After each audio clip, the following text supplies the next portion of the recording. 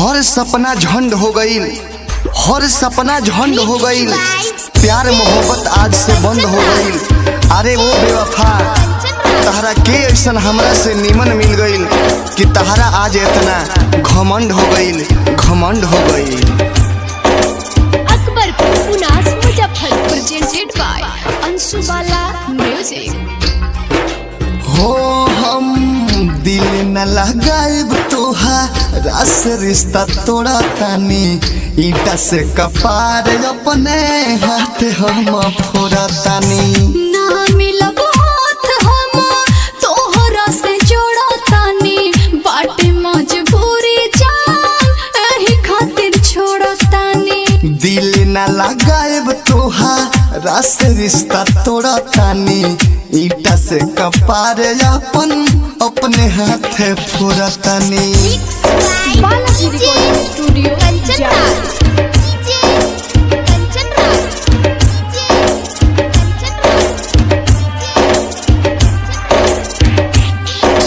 अकबरपुर पुनास मुजफ्फरपुर।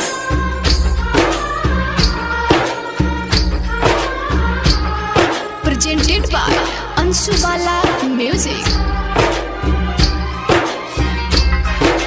हो गम के बदरिया अब हमारा पर छा गईल। दूर होके के राजा समय अब आ गईल। हो गम के बदरिया अब हमारा पर छा गईल। दूर होके के राजा समय अब आ गईल। तोहरा से जाने अब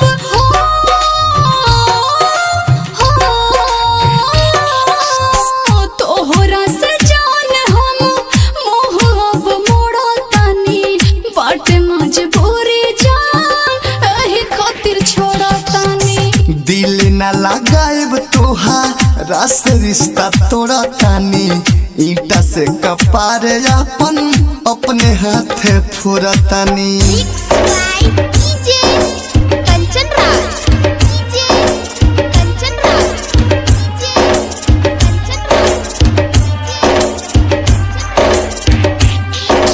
अकबरपुर पुनास मुजफ्फरपुर।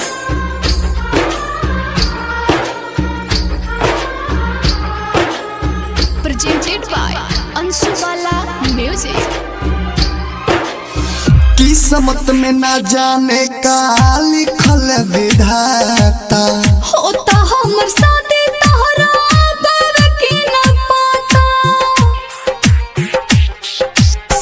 किस्मत में ना जाने का लिखल विधाता, होता हमर शादी तोहरा बाबा के न पाता।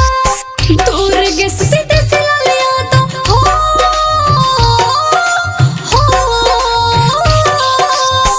दूर गेस विदेश लिया तो अनसुना ता तोड़ा तानी, बाटे मजबूरी जान एही खातिर छोड़ा तानी।